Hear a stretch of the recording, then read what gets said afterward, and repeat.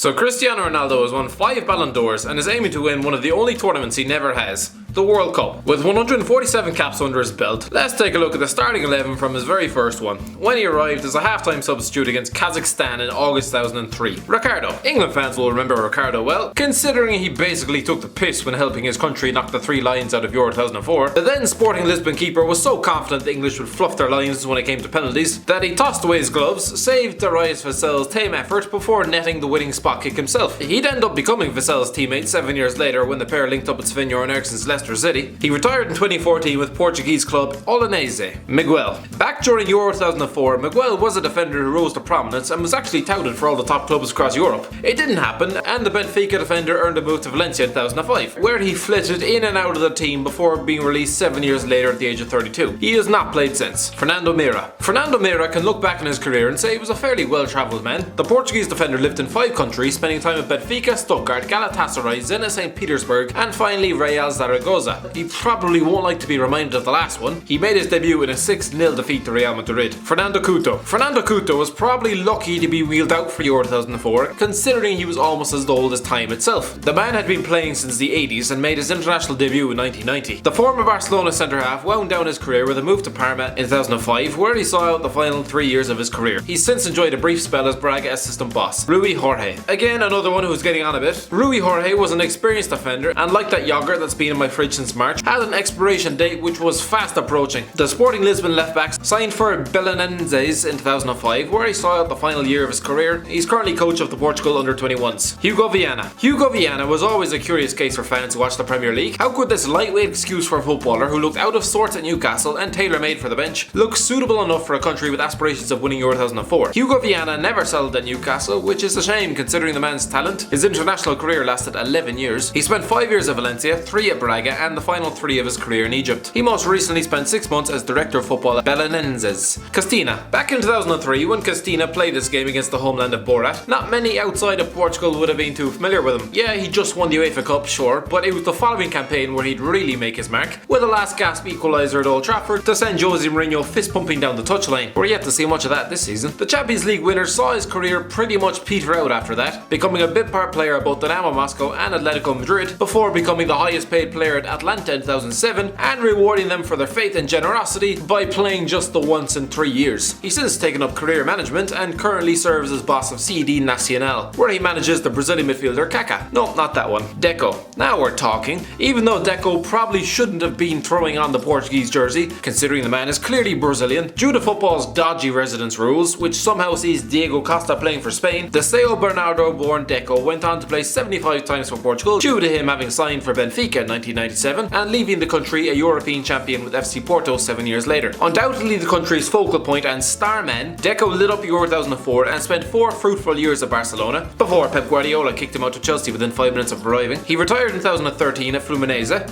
After returning with tail firmly in hand, the country he turned his back on roughly a decade or so earlier. Am I being too harsh? Well, probably. Rui Costa. A true legend of Portuguese football, Rui Costa is the country's 4th highest appearance maker with 94 caps. And he probably has no bigger regret in football than allowing Greece to steal his thunder in his final international game, not even somehow letting Jimmy Traore rob him of another European medal. The former AC Milan maestro wound down his career with Benfica in 2006, and one day after retiring in 2008 was announced as the new director of football, making the hiring of Quique Sanchez Flores his first act. Luis Figo. It was quite fitting that Luis Figo was the one who made way for Cristiano Ronaldo in his international debut, passing the torch from one of the greatest Portuguese footballers to ever kick a ball to another. With 127 caps, Figo's appearance record is only bettered by Ronaldo himself. The former Barcelona and Real Madrid technician was a world-class forward and didn't even seem bothered to get pigs' heads chucked at him. He signed for Inter Milan in 2005, spending 4 years at the San Siro before retiring in 2009. In January 2015, he announced his intention to run against Sepp Blatter for the position of FIFA president. Nothing ever came of it. Pauletta. Pauletta may have spent most of Euro 2004 looking like he'd rather have been anywhere else, but the man would go on to score 47 goals in 88 games for his country, a national record at the time of his retirement. The PSG frontman was a lethal win in form